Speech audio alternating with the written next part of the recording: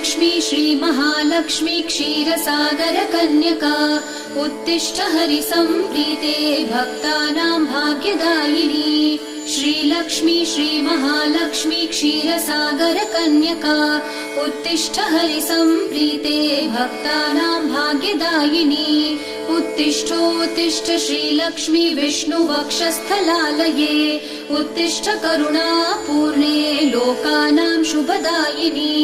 उत्तिष्ठोत्तिष्ठ श्रीलक्ष्मी विष्णुवक्षस्थलालये उत्तिष्ठ करुणापूर्णे लोकानां शुभदायिनी।